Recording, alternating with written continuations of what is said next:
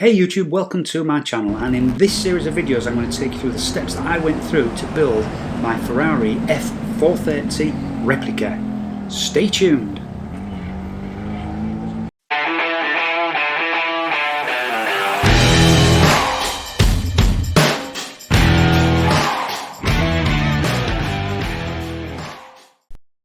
So now it's time to do a little bit of work on the bonnet. If you remember, I left the car in this position with the front clip bonded on, and the front clip also has this brace bar connected, you can see at the top there, that holds the front fenders or wings in exactly the right position and width for the bonnet to fit on nicely. So then it's just a matter of cutting through the brace bar where it meets with the wing at one side,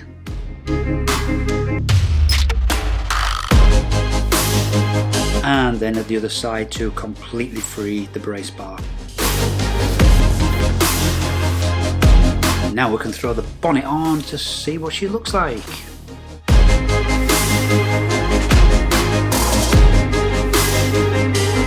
We then need to carry out a bit of work on the windscreen scuttle.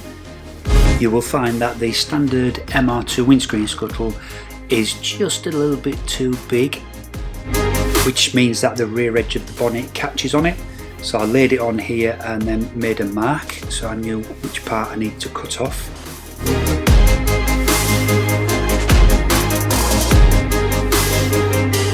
You will also find that the outer edges of the window scuttle, which should actually go underneath the wings, is a little short and will need extending, as you can see here.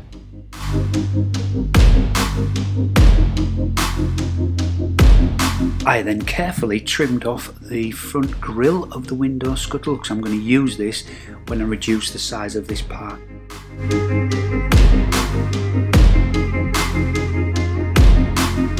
I then cut it again and removed as much as I needed to remove to allow the bonnet to close.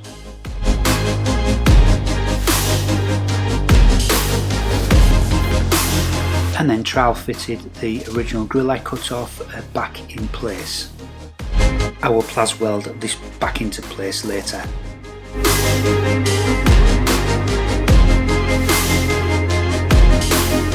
I then retry fitting the bonnet again, and yeah, it fits nicely and clears the window scuttle.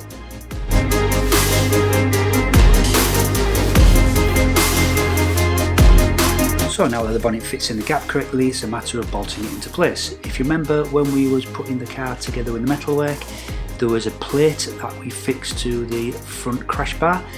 So what you need to do is bolt the front clip through that plate. That allows a bit of up and down of the front clip to get in the gap right. My gaps are pretty correct, so I'm bolting it in place now with these two bolts you can see here.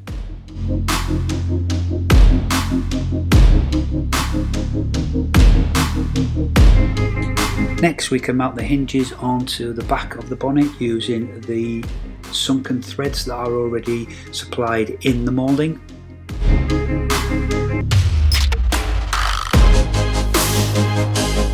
And then mounting the hinges onto the side of the wings.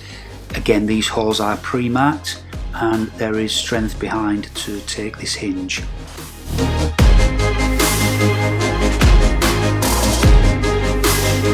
And when tightened up, the bonnet now goes up and down nicely using these hinges. The reason it's hinged at this end and not the other end is there's nowhere really to attach the hinges to.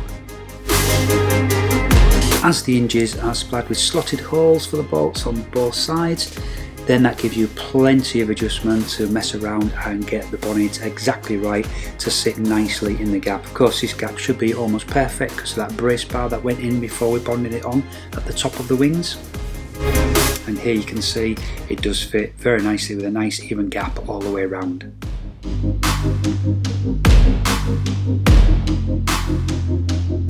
So now we need to latch the bonnet down, and this is done by using the original MR2 front bonnet catch, but you remove these two arms. These two arms were there purely for the safety catch in case the bonnet clip failed and it lifted up. Well, as the bonnet opens the opposite way, you do not need this safety catch system anymore.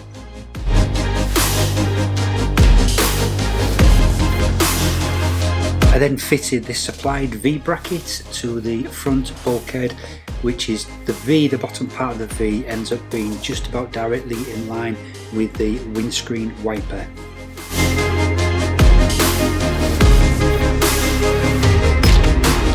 I then mounted the original MR2 bonnet release catch, which has now been trimmed onto this bracket using some bolts.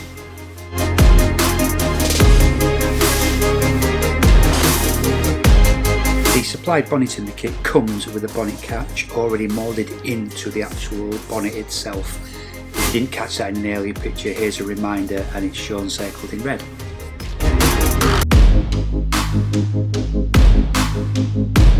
So back to a bit of work on the rear diffuser. If you remember, when I installed the rear diffuser, you have this big hole here, which is like an air intake. So what we need to do is get that meshed up. The way we do that is to firstly draw the shape of the diffuser on a piece of cardboard like this.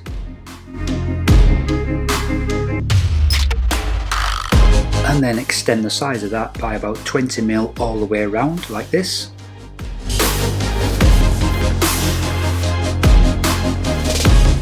Then cut the template out of the cardboard.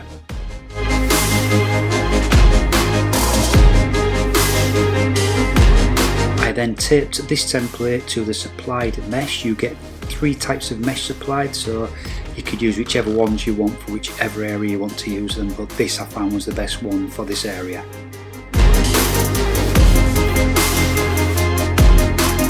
And then cut the shape out of the mesh using the template. I then laid this over the inner part of the diffuser to make sure it covers the hole correctly.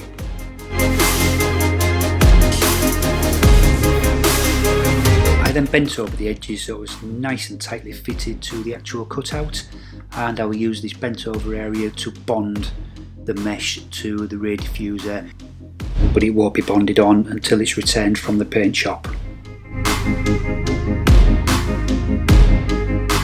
As with the real Ferrari, the diffuser also has a gap between the top of the diffuser and the bottom of the rear bumper there, so we also need to make mesh for that. This one was a little bit harder to template using cardboard, so this time I used some insulation tape placed on top of the mesh, and if you notice I'm using a different type of mesh that's supplied in the kit this time, as the rail car uses a mesh similar to this. This was then cut out and tested in place at the top of the diffuser.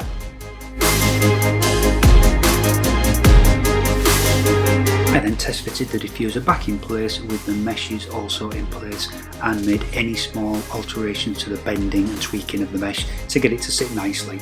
Again, this will all be bonded on after the diffuser comes back from paint.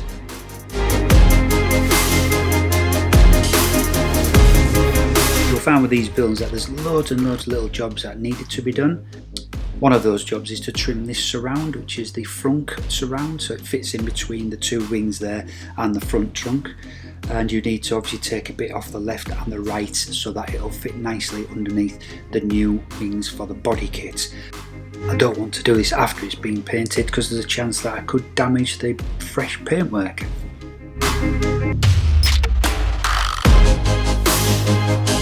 Time to test fit some of the pretty stuff. Get these reflectors supplied in the kit, and these are for the rear bumper. So what I've done there with the one on the left is just tape it up so that I'm not going to damage it, because I think these are original Ferrari parts and pretty expensive.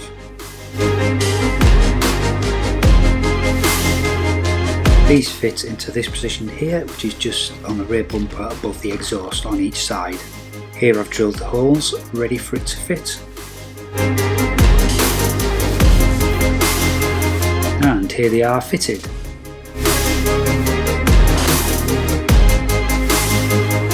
So I then also test fitted the rear lights and the high level brake lights.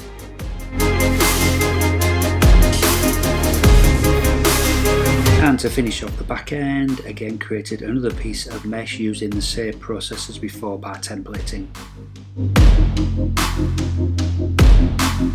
And finished off with a photo of the back end with just about every part complete. Unfortunately it's a little bit of blade, but it still looks pretty good. And there you go, hope you enjoyed that, and if you did then please don't forget to subscribe to my channel and stay tuned for more videos like this. Until the next time, Take care.